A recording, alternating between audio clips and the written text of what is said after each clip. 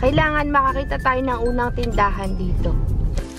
Ba, si Chopper Kabsat nandito sa farm. Ayun po. Si Lolo at si Lola Kabsat, sila po yung pinapuntahan sa atin nila ate. Natupad na po ang ating kaong kakabsat.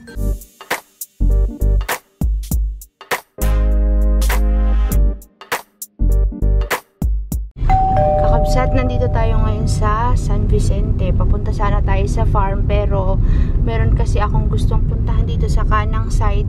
Sabi, dire-diretso lang daw. Ang tawag dito kabsat ay bangkag. Diretso lang. Malayo din pala, no? Oo, ay may sibuyasan pala. May palang sibuyasan. Dire-diretso lang daw.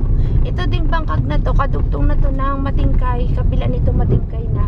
Yung pinuntahan natin, yung inakyat nating bundok. Okay. Yun o, dyan yan banday. Papunta dun sa kabilang side.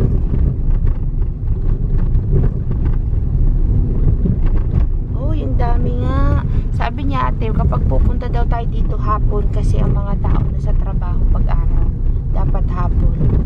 Sakto yun.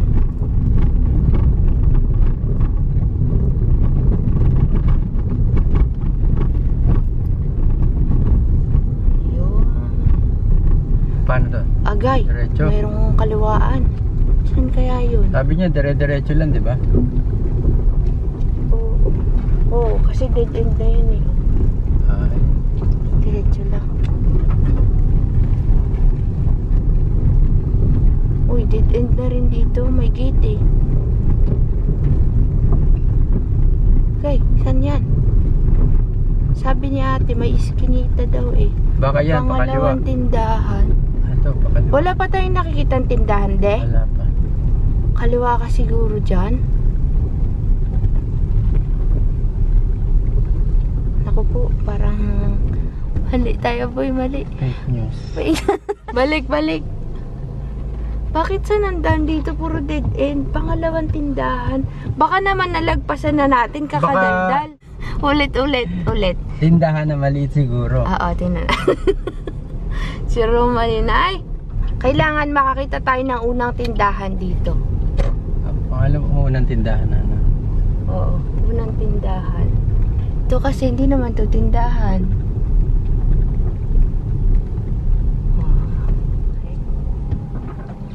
Okay, baka mahulog ka din. So, saan dito yung may tindahan? Papasok pa kami dyan. Thank you po ah. Okay. Sige, salamat. Sige po. Pasya ako. Sige po, ako po. Salamat ah. Mayroon pala dito kakabsat na papasok pa. Ay, sus.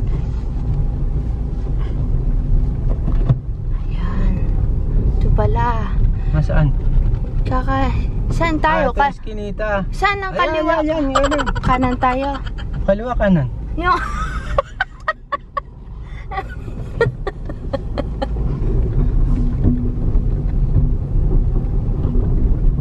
Oo nga, kabsat, paganda dito pumunta. Saan ang tindahan? May tindahan na nakita. Kakabsat, may nakita na ba ayan, tindahan? Asan dyan ayan, tindahan? Unang tindahan. Sumunod na tindahan daw. Dapat kanan daw ang tindahan? Nasa kaliwa. Nasa kanan yung bahay. Sige. Ulit tayo. Ay, nasa kanan yun eh. Yung tindahan. Nasa kaliwa dapat yung tindahan. Nasa kanan yung bahay. Ito, tindahan. Pangalawang tindahan daw yun.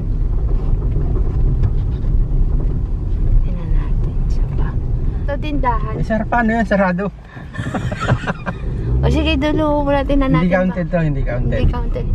Kung yan yon, ito yung bahay. Diba? Ito tindahan ba ta? Hindi. Tambayan. Isa ba?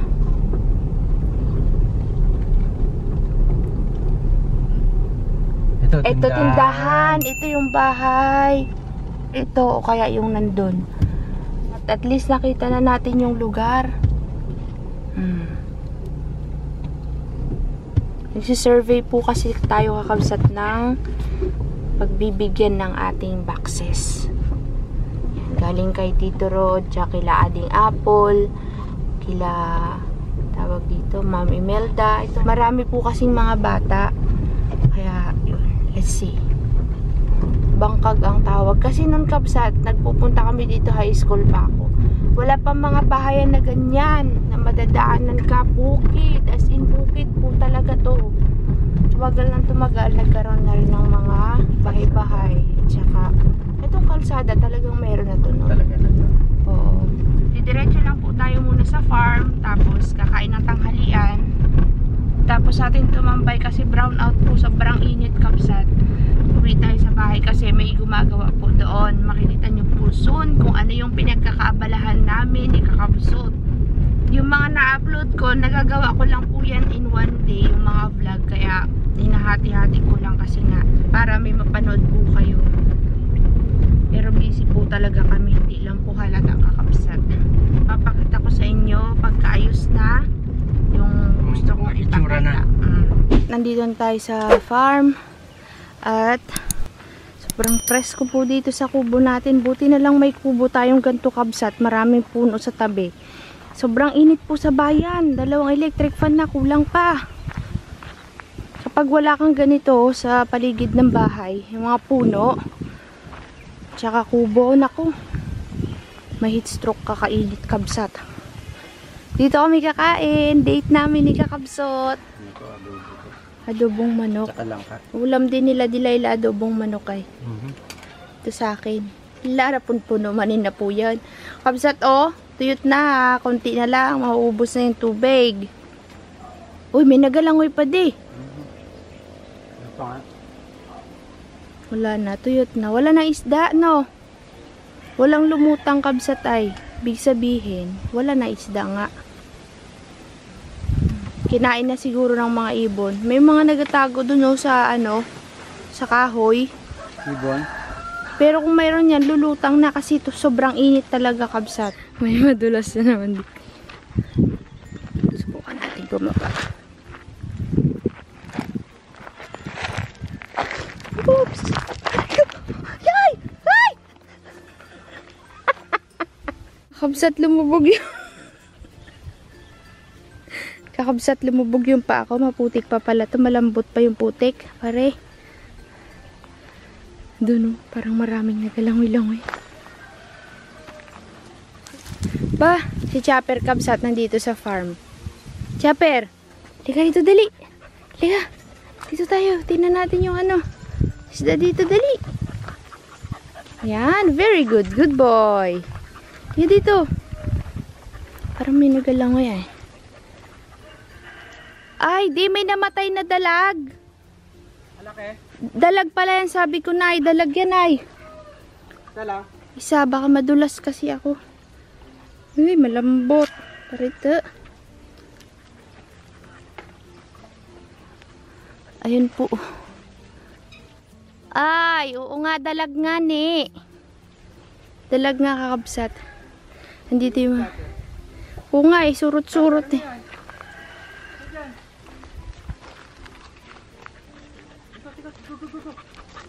Kasama sa akin, isang dalag lang po ang lubutang. Malubog tayo dito. Chopper, come! Come! Come! Uwi na doon, uwi! Aray ko. Chopper! Ano hinanap mo dyan? May hinanap siya di. Galing. One eternity later. Kakabsat, nandito tayo sa pinuntahan natin kanina. Bumalik po tayo at si ate, yung aking friend na nagtitinda ng ulam na binibilhan namin, siya yung aming contact dito. Ito yung bahay nila na, yung dalawang lola at lolo. Kung nilipat dun sa kabila, nainitan daw dito. Oo. Saan daw, Sente?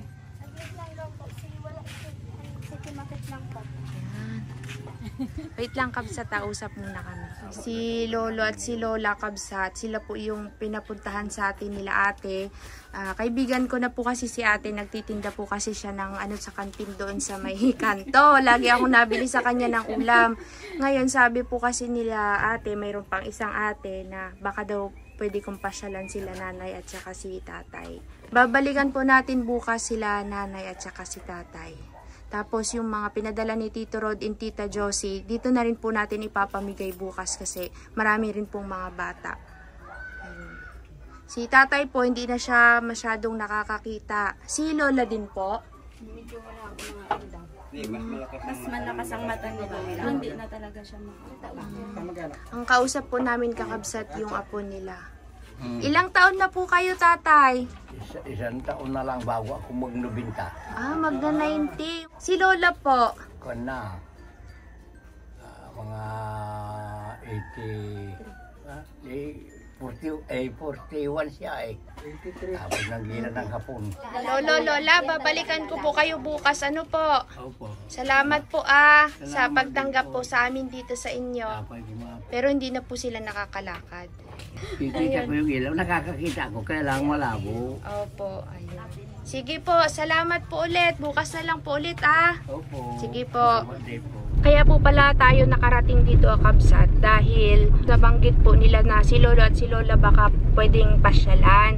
Kaya po kami nakarating doon. First time po natin to kabsat. Si ate, nagiging kaibigan ko na talaga siya kasi nga nabili ako sa kanya ng ulam lagi. Yung mga binabaon natin kabsat sa kanya ko binibili.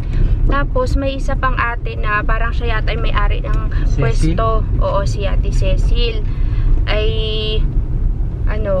nag-request na baka daw puntahan. Kaya sabi ko kanina gusto ko munang makita si Lolo at saka si Lola para syempre yung dadalhin natin sa kanila. First time natin to kabsat kaya medyo kabado. Baka kulangin yung dala ko Hindi tayo sa Katutubo, sitio naman ngayon. Sa sitio, sa mga kabarangay. Ngayon, didiretso tayo kina Lolo at Lola kasi update dun sa kanyang kubo at papasyalan na rin natin sila dahil mag-schedule po ulit kami ng aming agenda.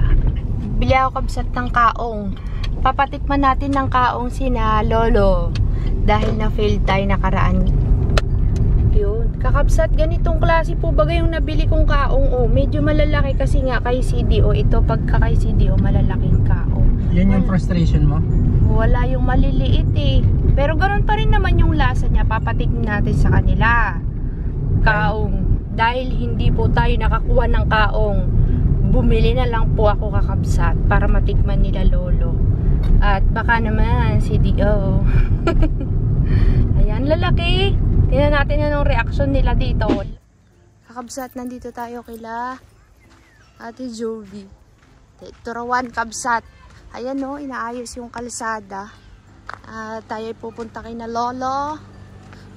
Sana nandito sila Lolo. Medyo madilim na kabsat. Mag-aalas 6. 6 na pala. Pasado. Maya 30 minutes lang. Madilim na talaga kabsat.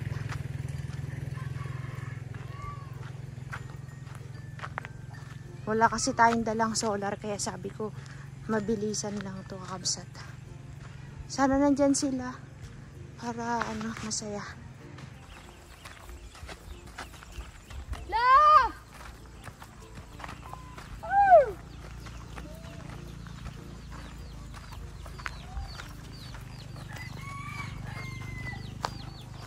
Diyos ko po kami ng tuhod. Correct. Saan sila? Tirina. Sila Tirina. Hindi pa po tumatay. Diyan si Carlos Si Tatay Carlos. Lo, may kaong ka na? Lo, may kaong ka na? Nakahanap ka na ng kaong? Wala. Wala? Kailan? Niluto ko na. Pare? Tignan natin, Lo. May simento pa yung... Kapon galing diyan sa... Sabi, may sobra na kunin dito. Ano yan? Ang kaong. Kaong. Yung Nasa berde? Walang laman. doon. Pero ito no, malalaki. Ang laman malaki. Oo, malaki. Oh, yan oh. Mm. Oh, palis ka lo, daig kita. Saan No, ito kumuha? binibenta ko to, 180 ang isang bote. Ito, kabsat po, ay 180 ang isang bote pag binili. Dahil yun po, yung presyo ng pagkabili ko. No, binili ko lang to, biro lang. Hindi ko to hinarvest, binili ko to kasi gusto ko matikman ninyo kung ano yung lasa niya. O, kung mayroon makita kanino. Ngayon, titikman natin para kung anong magiging reaction mo. Para sa susunod, pag kumuha tayo, talagang may laman na. Natupad na po ang ating kaong kakabsat. Tikman natin to, lo. Gano'n kayo gano'n? Itagay na natin yan. Hindi ka dito tayo, Carlos. May papatikim kami sa inyo. Matigas pare. Oh, Ganyan ang style. hindi, Binabad ko sa asukal. binili namin yan para matikman Pero nyo. ganyan ang style. Ito po kasi medyo malalaki na siya. Yung nakukuha kasi natin medyo maliliit yon. Naparang Oh, yan. Kainin nyo. Oh, akin na yung isang baso mo. Ikaw. Hanat. May mga malaking... Ako magtikim.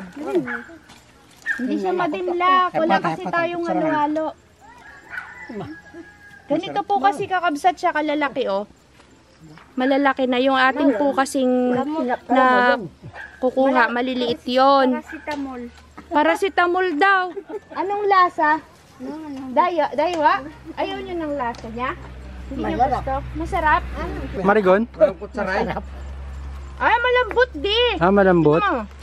malambot. Meron kasi yung matigas. Kamay luwa. Masarap ito kapag ka nasa fruit salad, nasa halo-halo. Kaluto. Patikman nyo si Ate Rina. Hindi na mamaya. Ang lasa parang inog ng saging. Para sa akin man din. Hala, dagdagan mo lo. Hello, sa'yo. Ikaw lang, nagustuhan mo yung lasa? Hindi. Hindi ayaw. Gusto pa? Ito gamot. Kaya Para daw gamot. Yum. Ay, masarap pa. Parang saging ng inog na. Parang saging na inog. Lalo na pag malamig yan, masarap. Masarap, parang pulot Kaya daw. naman yung mga baso. Kamo dabigyan na baso. Yung pulot kasi may matamis siya. Mayroon. Ito parang inog ng saging ang amoy man din. Mayroong part na makunat. Nakain ko. Mayroon nga. Meron naman na malambot. Siguro pagkasariwa. Tsaka yung medyo magulang. Niluluto kasi yan. Kapyak pala gumano. Pagpandido ka ka. Marami doon makita. Malaki. Kuha tayo. Yun. Mga gano'ng kalalaki isang ano? Mas malaki pa dito. Baka ganyan. Malaki ito, pare. Isang Yung bunga niya, bunga. ganyang kataba. ganito. Ayun, yung laman niya siguro ganong kalaki. Yung laman. Galing kay taas. Sarap. Nakamamang nagkabilog to. Maluwa mo. Masarap din. Yung mukha niya hindi na po masarap. Sa pagantong buwan na ito. Kakabsat, ito po yung update sa bahay ni Lolo. Ayan.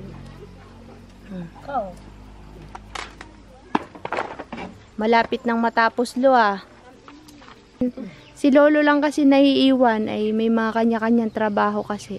Pareho din style nung ginawa niya doon sa Marabong na. Oo, ganyan din. Higaan ko yun la. Yung nasa dulo, sa baba. Sa akin yun. Tulugan ko yun lo. Tulugan ba yan? Tulugan, Carlos? Ha? Bakit nakababa ang tulugan? Hindi nakapantay. Parang pinakaano nila yan. Parang entrance. Kasi may Ito pintuan. entrance eh. Ayan, pintuan din, no. Entrance din niya yan. Tapos tambayan doon. Tapos dito yung tulugan. Ito yung lutuan. May sala si Kasi Lola. minsan marami din ang kanyang anak dito. Doon matulog sa baba. Kahit sa taas. Yung ganyang klase ng bahay, ganyan din klase ng bahay sa bundok, sa taas. Doon. Sa ulog. Sa Manango, ganyan din. Madilim na kabsat. Tama. Parang alam niyo yung sa mga ibang bansa na bahay ng katutubo kakabsat. Saan ba ako nakapanood ng movie na nakakita ko ng parang ganitong style? May bangs. Parang may bangs. Paano gagawa ng bata? Ay, walang problema yun. Gusto kong magawa Para-paraan. Tinatanong ni Kakabsat kung sa iba bang katutubo sa Hulo, ang bahay ay ganito rin ba? Sabi ni Tay Carlos, hindi, diretsuhan na. Sabi niya, paano pagka gagawa daw ng bata tabi-tabi, wala daw problema, sabi ni Tay Carlos. Magkapalit ang asawa. Wala alam. So, yun Kabsat. Di na natin mahintay si Ate Rina. Medyo matagal naglalaba kasi. Uy, going strong yung mga solar natin, oh. Hindi ginagalaw eh. Ayun yung mga kabahayan sa taas, oh. Paano yan, Tay Carlos? Pagka tag-ulan na. Iba yan. Ay, may ginagawa silang kuburin doon. See you. Kain kayong mabuti. Tara na, Kabsat. Uy, madin. Wala pa si Maring Rina. Ay, blurred. Naglalaba. Doon natin puntahan sa kubo. Alang-alagang maglabang mga... Naliligo daw sila. Kaya hindi na namin mahintay. Medyo matagal, Kabsat, ay. Dilim. Kalimutan ko yung ipapamigay sa kanilang mga damit kasi nga plano pa lang bukas dalhin. Ate Rina, nagkain na kami ng kaong. Kumain na kaming kaong. Tikman mo na lang, tinirhan kanila doon. Si Conrad pala yung nagabumbay. Saan ka galing, Tirina? Galing sa bundok. Tapos naligo ka? Oo. Patay. Makati. Pasma ang abot mo dyan. Makati ang makugo na ko eh. Ang lakad na kami. Oo. Bye-bye. Bye-bye. Doon na lang kayo ha. Hoy, Conrado.